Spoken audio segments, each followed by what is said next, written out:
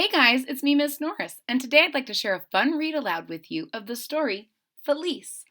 Felice tells the story. Felice was written in 1958 by Marcia Brown, and it tells the story of a little cat in the streets of Italy. If you're ready to hear the story, I'm ready to share it with you. Here we go. Felice. Felice is, I don't know if in Italian if it means the same thing, but in Spanish, Felice usually means happy. Felice. And you can see this story takes place in Venice. These are the canals, and these are the gondolas, or the boats that they use to ride through the city.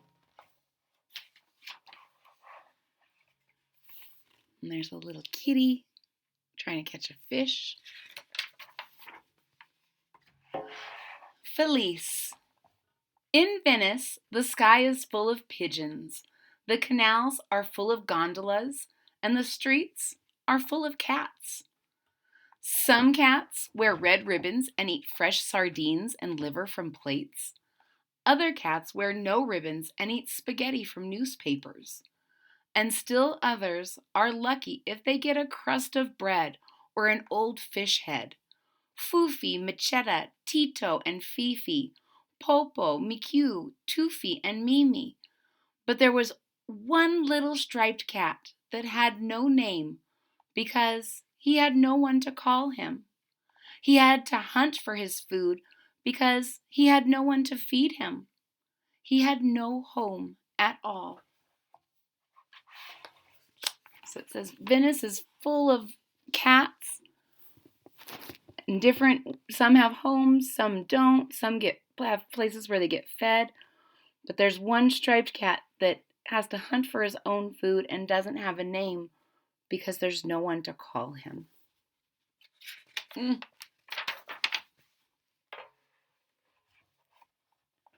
Every day when old Latta brought a paper of spaghetti, the big cats, the tough cats with fringed ears, all come running. But the little striped cat was afraid to go near the big cat when the big cats came. So this is Latta, and she brings out old spaghetti on newspapers, and you can see all the cats that live on the streets come and she feeds them. But this little guy, he's too afraid, so he doesn't get any of the spaghetti. The little cat crossed the square and smelled around the stand where Anna was selling her scarves and beads. But Anna was too busy to pay attention to him. He went over to where Giovanni was unloading his barca of flowers for the hotels at the Grand Canal. But Giovanni didn't even see the small striped cat under the spotted leaf. Down here. Hopefully, he patted after Salvatore, the postman, who was dropping the mail into the baskets that people let down from the high balconies. But there was nothing for him, nothing at all. So he's going to different places where sometimes he's noticed and maybe gets fed, but he doesn't get seen this time, and so he doesn't get anything, not anything at all. Everybody knew him, the little cat that was always alone. And Gino, the boy knew him, but the little striped cat didn't know that. He was too busy fishing in the canal for scraps of garbage among the paper boats. Excuse me. So it seems like a lot of people knew the little striped cat, but the little striped cat didn't know that. And especially the boy named Gino. Excuse me. Gino really liked the striped cat, but the striped cat didn't notice because he was trying to fish something out of the canal, just so he had a little something to eat. But if Venice is a city of cats, it is most of all a city of canals, where people ride in long, slim boats called gondolas. Gino was learning to be a gondolier like his father, Marco. In the early morning, the Grand Canal swarmed with gondolas and barcas loaded with fruits for the market, wine, flowers, coal, and furniture. Learning to be a gondolier was exciting enough, but what Gino wanted most in the world was a cat. Just like the little cat he saw fishing. "A little cat could ride in the gondola with us," he said to his father. But just then a load of melons crossed in front of them, and a vaporetto whisked by in a wash of waves. Gino had no time then to think of cats. So Gino is learning to be a gondolier from his father, and he's trying to tell his dad that he would really, really like a cat. But this is not a good time because the canal is very busy, and his dad is distracted, and he doesn't want to get distracted while he's learning. But Gino really wants a kitty. But he didn't forget the little striped cat. That afternoon, in the siesta hour, when the gondolas slept like sleepy swans, and the whole city took a breath after its lunch, the little cat strolled down the street. Suddenly he heard a soft whistle and a echo. A basket dropped down in front of him, and in the basket, his dinner. And then came the festa, with its fireworks and lanterns on the canal.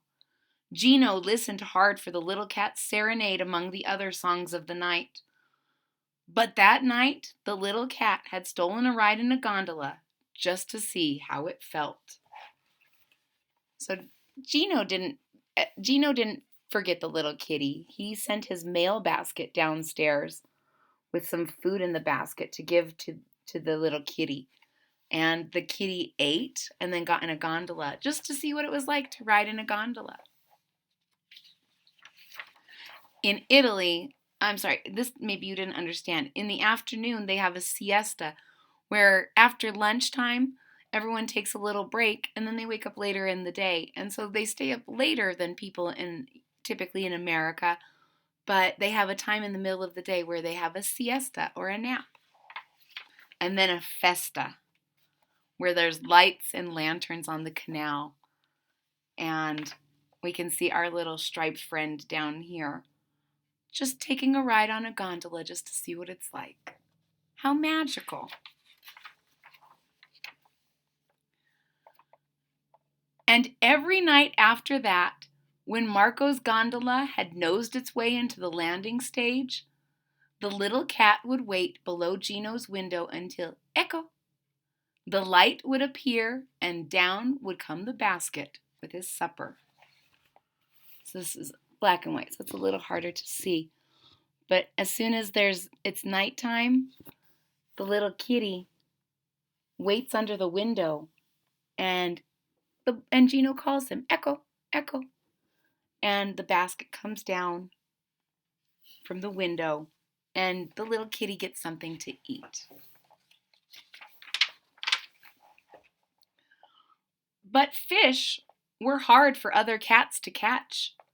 One night after the fast evening games were over and the children had gone home, the street was quiet. A big black cat saw the basket come down. He crept up behind the little striped cat. Swish! Fanned the tails, and wah! Rose the wails. Then, in a flash,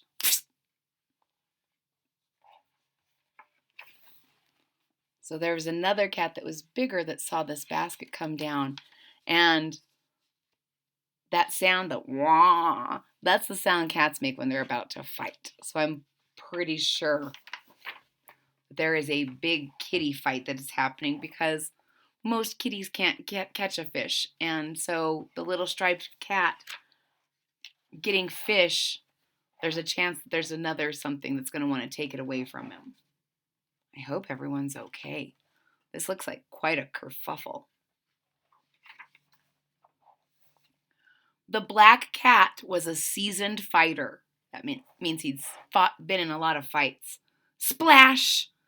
The little striped cat found himself in the canal. The black cat knocked the striped kitty into the water. But Gino heard the splash and we can see the striped kitty got knocked into the water, but Gino saw it happen. Echo! Baskets can be used for more things than two. Marco covered the gondola for the night and came into the house. He looked at the little wet cat. Then he looked at Gino. With all the cats in Venice, you choose this one. Gino looked at his father. Could we call him Felice? Marco nodded and smiled. And now the basket will be used for the mail again, Gino?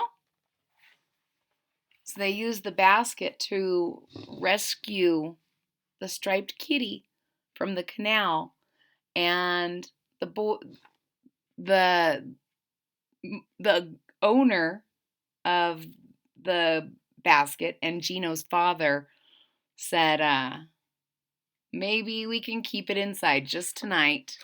When he saw that little wet kitty, and Gino said, "Can we name him Felice?"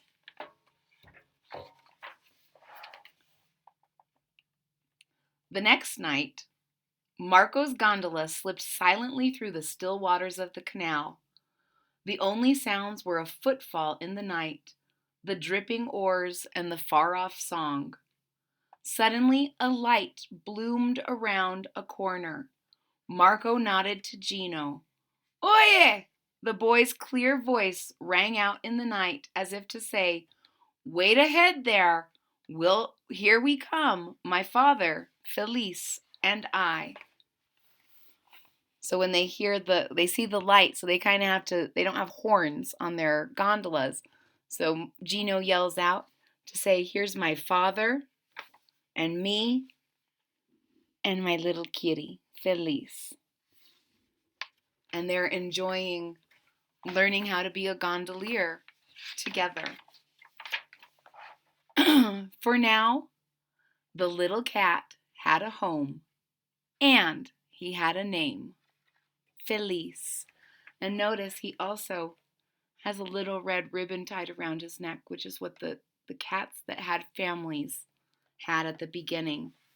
So our little kitty that started out with no name now has a name and a home and a family with Gino and Marco. The end. Ladies and gentlemen, I hope you enjoyed the story of Felice, the little Italian kitty. If you did, please hit that thumbs up button at the bottom of the page. If you're already a subscriber, thank you so much for your support. It really means a lot to me. If you're not a subscriber yet, please click that subscribe button down there at the bottom of the page. And don't forget to click the bell so that you're notified when there's new content. I hope to see you all again real soon. Bye-bye, or ciao, as they say in Italy.